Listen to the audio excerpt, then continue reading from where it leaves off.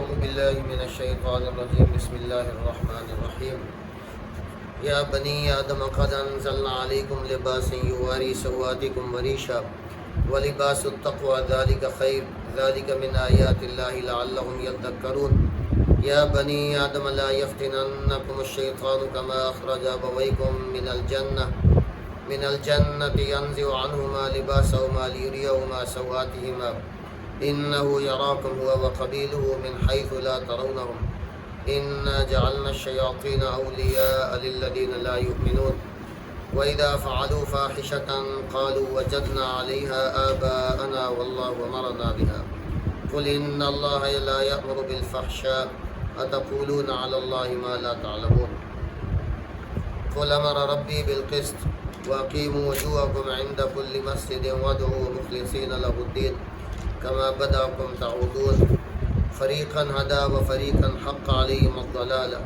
إنهم اتخذوا الشياطين أولياء من دون الله ويحسبون أنهم مهتدون يا بني آدم خذوا زينتكم عند كل مسجد وكلوا واشربوا ولا تسرفوا إنه لا يحب المسرفين صدق الله. یا بنی آدم، اے آدم کی اولاد، قد انزلنا علیکم لباسا، اتارا ہے ہم نے تم پر لباسا لباس، یواری سوآتکم وریشا، اس کے دو فائدے ہیں۔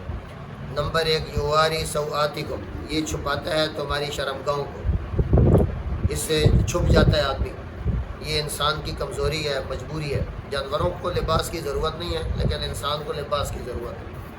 انسان کو اللہ تعالیٰ نے بڑا کمزور پیدا کیا ہے، جانوروں سے بھی زیادہ کمزور ہے۔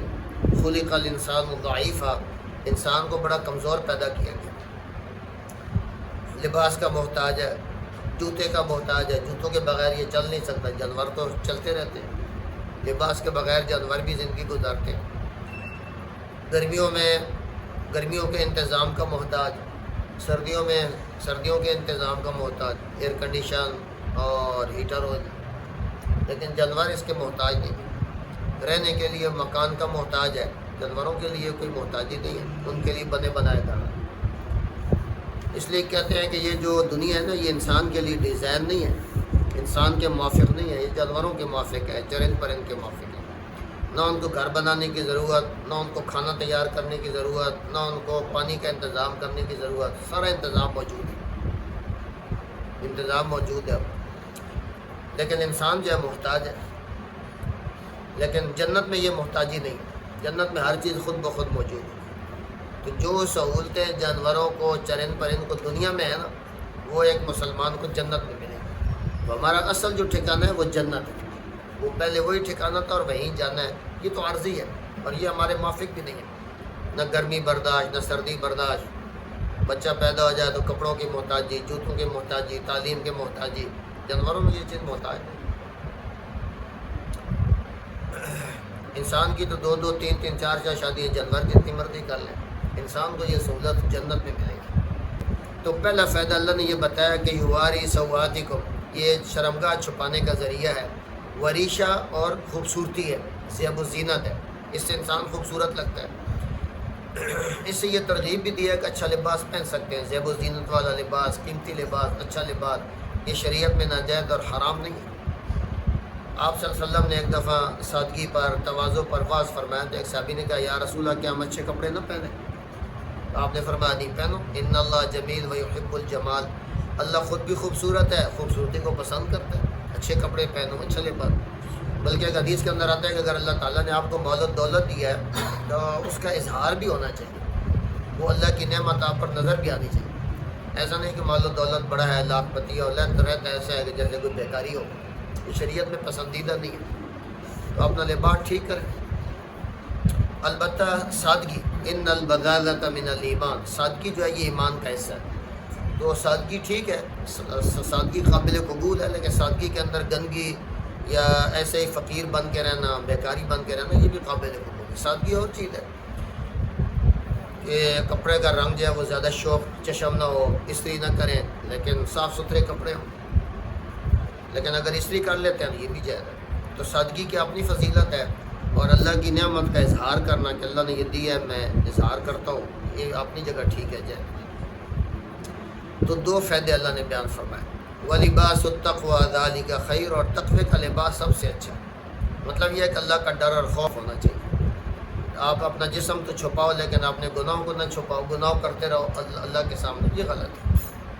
جس طرح جسمانی طور پر ننگا ہونا ٹھیک نہیں ہے نا، عملی طور پر بھی اللہ کے سامنے ننگے ہو کرنا، یعنی بہت زیادہ فسق و فجور کرنا، نافرمانی، وہ کہ اللہ کے سامنے ننگے ہو گئے۔ تو وَلِبَاسُ التَّقْوَى ذَلِكَ خَيْرٌ، اور یہ بھی آتا ہے حدیث کے اندر کہ جو متقی لوگ ہوں گے نا، زیادہ نیک، ان کو اللہ تعالیٰ ایک سب سے بہترین لباس پہنائے گا، فاخرانہ لباس، بڑا خوبصورت۔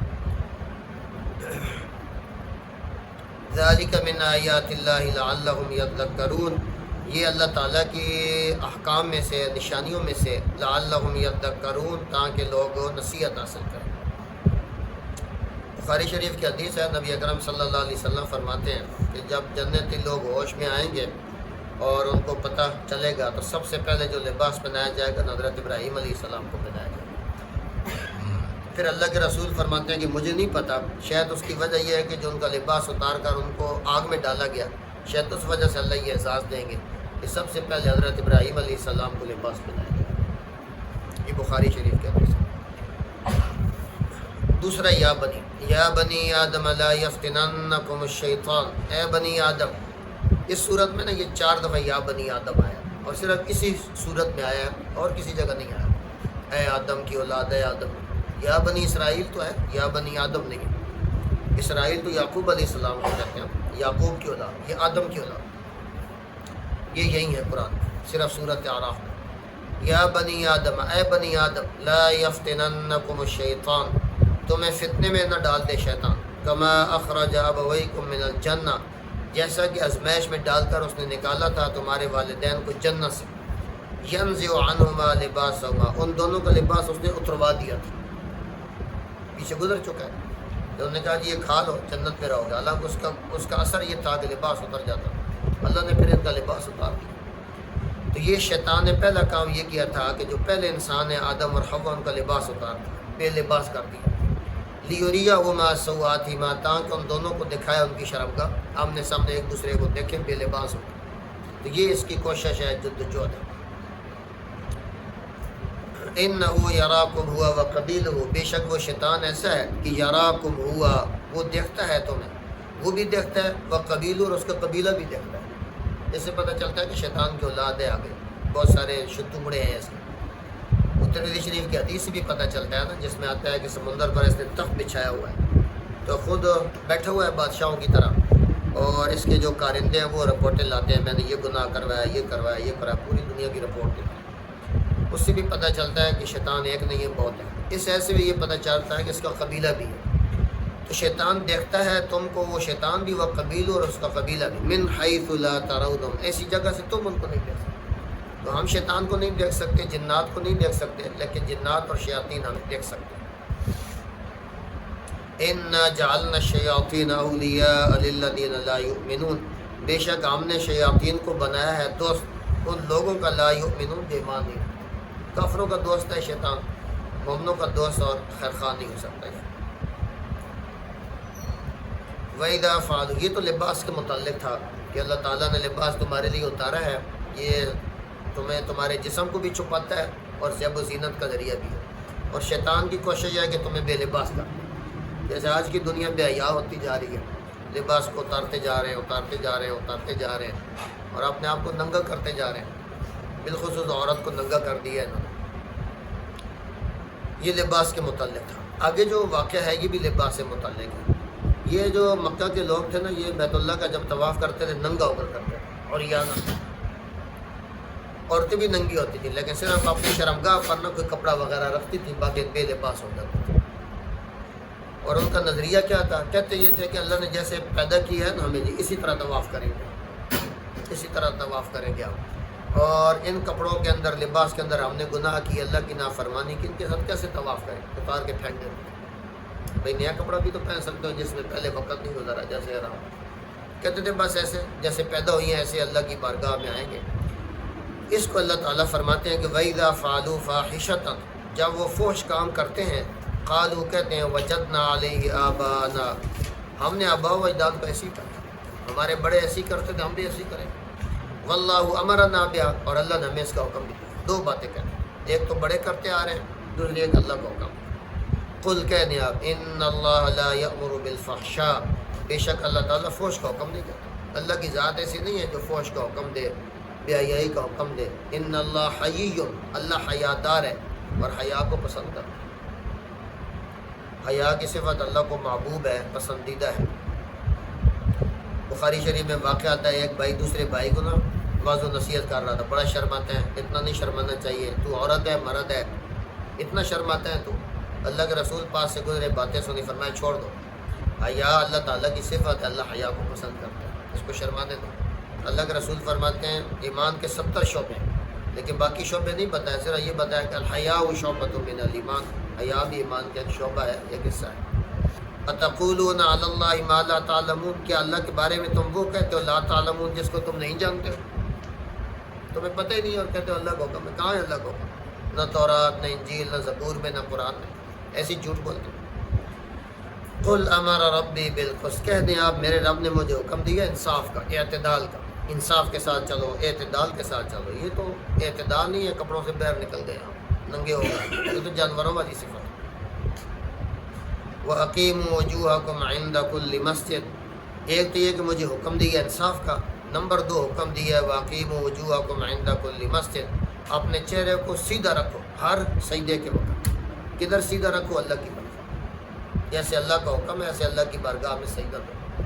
تو گویا کہ عبادت جو ہے ویسے کریں جیسے اللہ کا حکم ہے. وَادْعُوهُ مُخْلِصِينَ لَهُ الدِّينَ، اور اللہ کو پکارو خالص اسی کے لیے عبادت، صرف اللہ کے لیے عبادت ہو، دکھلاوے کے لیے. تو عبادت اللہ کے حکم کے مطابق ہو جی، اپنی مرضی سے نہ ہو. اپنی مرضی سے تو ہماری عبادت نہیں نہ ہو سکتی کہ ہم کہیں جب محرم میں ہم حج کرنے جاتے ہیں، رمضان میں حج کرنے جاتے ہیں، یہ حج نہیں ہے. جیسے اللہ کا حکم ہے ایسے عبادت کرو، اور صرف اللہ کے لیے کرو بس. اگر کوئی اور مقصد ہوا، دکھلاوا ہوا، تو قبول نہیں. کما بدأکم تعودون، جیسے اس نے تمہیں شروع میں پیدا کیا، تعودون تم اس کی طرف لوٹ کر جاؤ گے، لوٹ کر بھی تم نے اللہ کی طرف جاؤ. فریقا ہدا و فریقا حق علیہم الضلالہ، ایک گروہ ہدایت پر ہے، و فریقا حق علیہم الضلالہ، اور ایک گروہ وہ ہے جس پر گمراہی ثابت ہوگی. 7 ارب آبادی ہے، 7.5 ارب، 6 ارب گمراہ ہیں، 1.5 ارب مسلمان ہیں، یہ ہدایت پر ہے. تو کچھ انسانیت گمراہی پر ہے اور کچھ ہدایت پر ہے. انہم اتخذوا الشیاطین اولیاء من دون اللہ، ان لوگوں نے شیطان کو دوست بنا لیا ہے، من دون اللہ، اللہ کو چھوڑا. وَيَحْسَبُونَ أَنَّهُمْ مُهْتَدُونَ، اور ان کا گمان یہ ہے کہ وہ ہدایت یافتہ ہے، حالانکہ وہ ہدایت یافتہ نہیں. گمان یہ کرتے ہیں کہ ہم ہدایت پر ہیں، ہدایت نہیں. یہ 2 یا بنی آدم ہو گئی. تیسری یا بنی آدم، یا بنی آدم خذوا زینتکم عند کل مسجد، اے بنی آدم خذوا زینتکم، اپنی زیب و زینت کو لے لو، اختیار کر لو، پکڑ لو، عند کل مسجد، ہر سجدے کے وقت، سجدہ کرنے کے وقت، مسجد میں جاتے وقت زیب و زینت کو لے لو. مقصد یہ کہ لباس پاک ہو اور صاف ہو، پاک بھی ہونا چاہیے، صاف بھی ہونا چاہیے. تو اچھے لباس میں جانا چاہیے. اگر عبادت کے لیے جا رہے ہیں، مسجد میں جا رہے ہیں، تو اچھے لباس میں جائیں. کوئی آدمی محنت مزدوری کر رہا ہے، وہیں سے جانا ہے اس نے، وہ ایک الگ بات ہے. جس کو اللہ نے موقع دیا ہے تو لباس تبدیل کر سکتا ہے، کرنے کا وقت بھی ہے، موقع بھی ہے، گنجائش بھی ہے، تو کپڑے تبدیل کر کے جائیں اچھے لباس کے ساتھ. گندے لباس کے ساتھ نہیں جانا چاہیے کہ گھر میں جیسے کیسے پہنے ہوئی ہیں اسی کے ساتھ پڑھتے ہیں، عام جو پہنتے ہیں. حالانکہ کوئی گھر میں بندہ آ رہا ہو ملنے، پھر ہم تبدیل کر لیتے ہیں، بھئی اس لباس میں کیسے ملوں گا. اسی طرح اللہ کی ملاقات کے لیے جا رہے ہیں، تبدیل کر. حدیث کے اندر آتے ہیں، اللہ کے رسول فرماتے ہیں کہ تم لوگ ایسا نہیں کر سکتے ہو کہ جمعے کی نماز کے لیے الگ لباس بنا لو. جمعے کا لباس تمہارا الگ ہونا چاہیے کہ ہم جمعہ پڑھنے جا رہے ہیں کہ اچھے لباس میں جائیں. جیسے دفتر میں جاتے ہیں ہم تیاری کرتے ہیں، اسی طرح اگر اللہ نے موقع دیا ہے، وقت دیا ہے، گنجائش ہے وقت کے اندر. ایک آدمی بیچارہ ہمارا شاپ پہ کام کر رہا ہے، بلڈنگ پہ مزدوری کر رہا ہے، اب وہ تو مشکل ہے نا، اس کو تو ٹھیکیدار مالک وقت بھی نہیں دے گا، وہ تو مشکل ہے، اس کے لیے ٹھیک ہے. لیکن جس کو اللہ نے موقع دیا اس کو اختیار کرنا چاہیے. ابھی چند دن پہلے کوئی ساتھی مجھ سے بات کر رہے تھے، مسجد میں پتہ نہیں کون تھے، ہاں وہ ذہن میں آ گئے، کہتے لوگوں نے اس طرح سیدھی کی ہوتی ہے، نماز پڑھ رہے ہوتے ہیں. میں نے ایک کو پکڑا تو میرے ساتھ اس نے بدتمیزی کی. میں نے کہا یہ کیا کیا؟ میں نے کہا آپ نے اچھا نہیں کیا ہے، اس کو کہتے ہیں یار کہ عالم سے پوچھ لیں، شک میں بات کرتے کہ یہ میں نے سنا ہے ٹھیک نہیں ہے، آپ پوچھ لیں. آپ نے اس کو منع کیا، وہ مائنڈ کر گیا، دائیں بائیں بندے کھڑے تھے. اس طرح مسئلہ نہیں بتایا جاتا. مسئلہ بتانے کا طریقہ ہوتا ہے، دین کی طرح طریقے سے، حکمت سے، بصیرت سے، منت ترلے سے لے کر آؤ. اس طرح سخت بات سے لوگ دور ہو جاتے ہیں. یا بنی آدم خذوا زینتکم عند کل مسجد، اے آدم کے بچوں، اولاد آدم، خذوا زینتکم عند کل مسجد، آپ نے اپنی زینت کو لے لیا کرو ہر مسجد کے وقت، ہر سجدے کے وقت. وَكُلُوا وَاشْرَبُوا وَلَا تُسْرِفُوا، کھاؤ اور پیو، وَلَا تُسْرِفُوا، اور حد سے نہ بڑھو، اسراف نہ کرو. کھانے پینے میں حد سے بڑھنا یہ غلط ہے. إِنَّهُ لَا يُحِبُّ الْمُسْرِفِينَ، بے شک اللہ تعالیٰ حد سے بڑھنے والوں کو پسند نہیں کرتا. کسی نے لکھا ہے کہ کلوا واشربوا ولا تسرفوا، یہ ساری حکمت کی مدار ہے، بنیاد ہے. یہ ساری حکمت یہی ہے کہ اپنا آدمی کھائے پیے لیکن اسراف نہ کرے، زیادتی نہ کرے، تھوڑی بھوک رکھ کر کھائے. تو کہتے ہیں کہ اس سے بہت ساری بیماریاں ٹھیک ہو جائیں گی، آپ کی بہت ساری بیماریوں سے بچ جاؤ. تو یہ اللہ تعالیٰ کا حکم ہے. وآخر دعوانا